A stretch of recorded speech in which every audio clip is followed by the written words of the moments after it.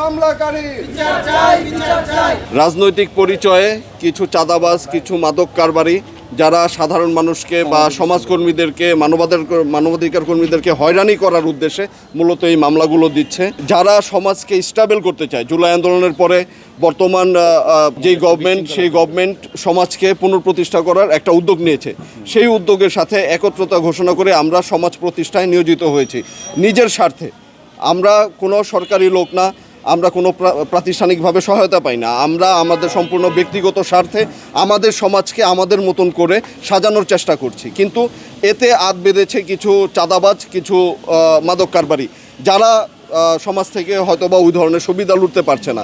সেই জন্যই মূলত তারা এই ধরনের মামলা দিয়ে আমাদেরকে হয়রানি করার চেষ্টা করতেছে, যাতে আমরা দুর্বল হয়ে যাই এবং তারা সবল হয়ে যায়। মানবাধিকার কর্মী হওয়ার কারণে আমার বিভিন্ন জায়গায় ভালো কাজ, এই উন্নয়নমূলক কাজ করার কারণে বিভিন্ন জায়গায় নেশাগ্রস্ত কিছু লোক বা চাঁদাবাজ তাদের বাধাগ্রস্ত করার জন্য আজকে আমার এই মামলাটা খাওয়া। তো আপনারা এখানে পিছনে কিছু ছবি দেখবেন যে আমরা 5ই আগস্টের আগেও পরে আমরা যে আন্দোলন করেছি এগুলোর কিছু প্রুফ আছে। আমরা কোনো দলের সাথে সম্পৃক্ত না, হ্যাঁ। তো এই দলের সাথে সম্পৃক্ত নেই, বাধা দেওয়ার কারণে আমাদের আজকে এই মামলাটা দেওয়া। তো আমরা আইনের কাছে সুষ্ঠু বিচার চাই। আশা করি এটা তারা পজিটিভভাবে দেখবে। মামলা দেওয়া হয়েছে, আসলে যারা মামলা দিয়েছেন তারা হচ্ছে মূলত, আমি মনে করি আমরা হচ্ছে মূলত এলাকায় যারা সুনাগরিক আছে, যারা আমাদের এলাকায় থাকে, তারা অবশ্যই সবাই জানে যে আমরা সবসময় অন্যায়ের বিরুদ্ধে কাজ করি। আমরা কখনো মাদককে হ্যাঁ বলি না, আমরা মাদককে না বলি, মাদকের বিরুদ্ধে লড়াই করি। যার কারণে আমাদের এলাকায় কিছু মাদক ব্যবসায়ী আছে এবং কিছু চাঁদাবাজ আছে, যারা কিনা আমাদের সাথে এভাবে লড়াই করতে না পেরে তারা পিছন থেকে হচ্ছে তারা থানায় গিয়ে আমাদের নামে এভাবে মিথ্যা মামলা করে। আমরা এই মিথ্যা মামলার তীব্র নিন্দা জানাই এবং আমরা আইনের কাছে এতটুকুই বলবো যে আমরা এটা সঠিক বিচার চাই। এবং আমাদের নামে, যে আমার নামে রিফাত ভাই নামে আমরা বিজনেস করি, আমরা কখনো মানুষের পিছনে কখনো চাঁদাবাজি করি নাই, কখনো কাউকে অত্যাচার করি নাই।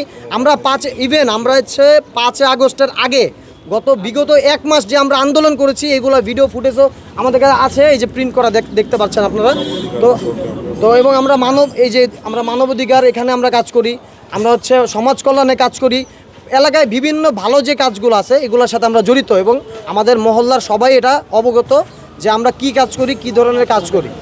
রাজনৈতিক ছত্রছায়ায় কিছু দুষ্কৃতিকারী আছে যারা ব্যবসা বাণিজ্য করার জন্য এই মামলাগুলো করছে। যেমন একজনকে মামলা দিলে এই কল দেয় যে আসেন আমাদের সাথে যোগাযোগ করেন, আমরা মামলা কাটিয়ে দিব। এমনভাবে টাকা পয়সা নিয়ে চাঁদাবাজিও হয় এটা।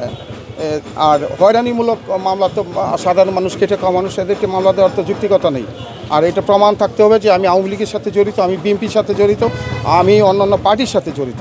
এখানে কোনো সদস্যপত্র নাই। এদেরকে যাদেরকে মামলা দেওয়া হয়েছে তাদের কোনো একটা সদস্যপত্র দেখাইতে পারবে না যে আওয়ামী লীগের সদস্য বা কোনো রাজনৈতিক দলের সদস্য। তাহলে আমার প্রশ্ন হলো, তাহলে এইভাবে কেন আমাদের লোকগুলোকে হয়রানি করবে? আমরা মানবাধিকার মানুষের জন্য কাজ করি, দেশের জন্য কাজ করি, সরকারের সহায়ক ভূমিকা পালন করি আমরা দেশের উন্নয়নের স্বার্থে। আজকে আমার সাথে যারা আছে তাদেরকে মামলা দেওয়া হচ্ছে। কেন এই মামলা দেওয়া হবে? মিথ্যা মামলা কেন দেবে?